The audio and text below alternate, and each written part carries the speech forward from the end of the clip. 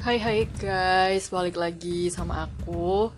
Kali ini aku bakal cerita tentang kesan aku nonton drama Korea judulnya Revenant. Mungkin kalian udah pada tahu ya, Revenant ini dia genrenya kayak thriller horror gitu, dan yang main itu Kim Tae-ri. Nah, secara garis besar nih, Revenant ini nyeritain tentang pesugihan, guys. Cuman pesugihannya itu ya ala-ala Korea gitu. Jadi mungkin agak sedikit beda sih sama pesugihan yang kita kenal di Indonesia ini. Nah, terungkapnya pesugihan ini tuh berawal dari si Kim Tae-ri ini. Dia itu tiba-tiba, singkat cerita, dia ketempelan gitu guys. Ketempelan sama hantu, dan ada seorang profesor yang dikirimin surat oleh bapaknya si Kim Tae-ri ini untuk bantuin Kim Tae-ri. Nah, profesor inilah dia bisa ngelihat hantu dari kecil. Nah, dia ngeliat kan ke Kim Tae-ri ini kalau ternyata hantunya ini udah makin lama makin masuk gitu ke tubuhnya Kim Tae-ri, dan dia ingin bantu Kim Tae-ri buat lepas lah dari si hantu yang nempelin Kim Tae-ri ini gitu.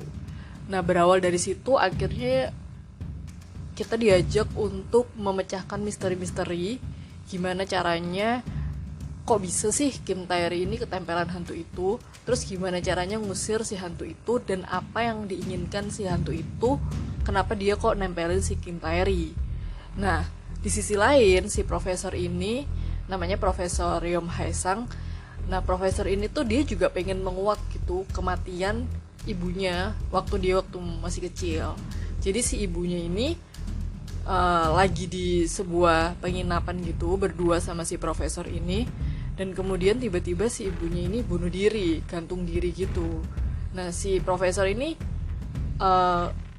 menemukan kejanggalan lah, kenapa kok si ibunya ini bunuh diri, dan dia ingin mencari tahu lah kenapa si ibunya ini bunuh diri, dan menurut dia itu bukan ibunya, tapi ibunya ini kerasukan sama setan, dan setan ini membuat ibunya bunuh diri.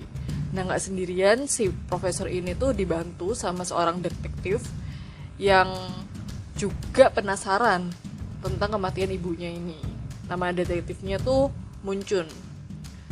Nah, seiring dengan berjalannya waktu, kisah misteri kematian ibunya si profesor ini tuh nggak ditemuin penyebabnya, sampai akhirnya si detektif senior muncul ini udah punya junior namanya Hong Sae. Nah, yang bikin menarik dari drama ini adalah dari awal itu yang percaya akan adanya hantu, dan hantu itu bisa membuat orang-orang yang dia mau itu bunuh diri, itu cuman si Profesor Yeom Hae-sang. Namun seiring dengan berjalannya waktu, akhirnya Kim Tae-ri ini juga percaya gitu loh, kalau semisal hantu inilah penyebab banyak kematian di sekitarnya. Belum lagi akhirnya detektif senior dan junior ini juga akhirnya seiring dengan berjalannya waktu dan bukti-bukti di lapangan yang mereka selidiki secara akal sehat manusia itu memang nggak bisa dijelaskan. Akhirnya mereka juga percaya kalau sebisal kematian-kematian yang terjadi ini ada hubungannya sama hantu, kayak gitu.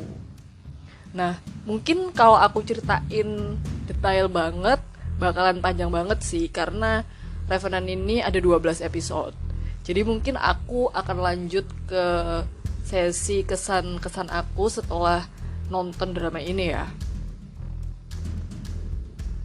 Nah, jadi tuh kalau menurutku menarik banget sih ceritanya Revenant ini. Jadi kayak bener-bener kita tuh diajak untuk nyelidikin, kita diajak untuk setiap episodenya ya, kita tuh pasti mikir teori-teori baru untuk next episodenya. Kayak semisal mereka kan harus nemuin benda-benda pusaka gitu untuk ngusir roh jahat ini kan, supaya nggak balik-balik lagi, dan untuk nyelamatin jiwanya si Kim Tae-ri ini. Nah, ya kita harus ikut berpetualang sama mereka, nebak di mana letak benda-benda ini, terus kemudian sejarah kenapa sih benda ini bisa jadi benda-benda yang penting buat mengusir roh jahat ini. Dan juga salah satu yang bikin selalu penasaran adalah nama dari roh jahat ini, karena untuk bisa ngusir roh jahat ini kita tuh harus tahu namanya. Selain kita harus punya bendanya, kita juga harus tahu namanya. Dan gimana caranya kita bisa ngumpulin semua bendanya keseluruhan kalau kita nggak tahu kan si roh jahat ini siapa. Nah, seiring dengan berjalannya episode demi episode, kita otomatis udah punya tebak-tebakan sendiri dong siapa sih nama hantunya. Terus juga gimana sih kok bisa dia jadi hantu, karena dia bukan hantu-hantu yang emang udah jadi hantu terus dipanggil kalau di Indonesia gitu kan, kayak misal kita mau pesugihan, kita datang ke gunung atau ke makam atau kemana, terus kita ngasih sesajen, terus kita panggil hantu itu, terus kemudian ya udah kita pesugihan nih, kita kasih apa yang dia mau, terus dia kasih apa yang kita mau gitu kan. Nah kalau di Revenant ini tuh enggak, jadi tuh hantu itu tuh diciptakan kayak gitu. Dan itu yang menurutku sangat menarik sih, gimana proses si orang ini mau pesugihan, terus dia datang ke seorang dukun, dan dukun ini ngasih sebuah persyaratan lah gimana caranya dia bisa pesugihan, dan ternyata memang harus membuat hantu, dan hantunya tuh juga nggak bisa dibuat oleh sembarang orang kan, harus dari anak kedua dalam sebuah keluarga. Terus kayak gitu juga ditambah lagi dia tuh juga harus punya hasrat apa ya, dendam gitu loh, supaya dia bisa jadi hantu yang cukup lah dendamnya buat si tuannya yang mau pesugihan ini gitu. Dan itu pun juga pesugihannya bukan yang kayak di Indonesia kan. Kalau di Indonesia kan kayak tiba-tiba si orang ini tuh kaya gitu kan, yang tadinya mungkin hidupnya biasa aja atau kurang mampu, tiba-tiba jadi kaya. Nah di Revenant ini pesugihannya tuh bukan kayak gitu, jadi lebih ke kayak apa ya, hantu ini tuh melindungi si tuannya. Jadi semisal tuannya ini ada usaha, terus ada orang lain yang ingin menghancurkan usahanya, menjelek-jelekkan usahanya, atau ada orang lain yang dianggap tuannya ini mengancam lah buat dia secara apapun itu ya, itu akhirnya si hantu ini ngebunuh si orang-orang yang mengancam ini kayak gitu. Dan bunuhnya pun juga bukan bunuh-bunuh yang kayak tiba-tiba muntah-muntah paku, keluar belatung kayak gitu tuh, enggak banget. Jadi drama ini tuh bunuhnya itu dengan si hantu ini menyerupai tuannya, kemudian datang ke mungkin pesaing bisnisnya atau orang-orang yang ingin menghambat jalan sukses si tuannya ini. Kemudian dia ketuk pintu. Setelah dia ketuk pintu, si pesaingnya ini ngebuka pintu. Ya si pesaingnya ini ngelihatnya ya si tuannya hantu ini, tapi ternyata itu kan hantu. Tiba-tiba si pesaingnya ini kayak punya dorongan untuk bunuh diri, dan akhirnya dia ya ada yang gantung diri, ada yang loncat, ada yang mungkin ketabrak, pokoknya akhirnya matilah, lenyap gitu aja. Dan korbannya juga nggak terlalu banyak sih, diceritain tuh dalam beberapa tahun lah ya, dari si tuannya ini muda gitu, mungkin sekitar umur 30-an tahun, sampai tuannya ini udah kayak tua nenek gitu, kayak kakek gitu. Korbannya tuh ya 14 kalau nggak salah. Itu menurutku sih nggak cukup banyak ya dalam kurus beberapa tahun itu gitu. Dan juga yang menarik lagi adalah si hantunya ini diturunkan, jadi turun temurun gitu. Jadi misalnya dari kakeknya, ntar diturunin ke anaknya yang cowok, anak pertamanya, terus nanti dari anaknya ke cucunya kayak gitu. Jadi hantunya tuh turun temurun. Tapi dukunnya ini juga menarik banget sih. Tapi dukunnya ini juga ngasih tahu caranya untuk mengusir hantu itu kayak gitu.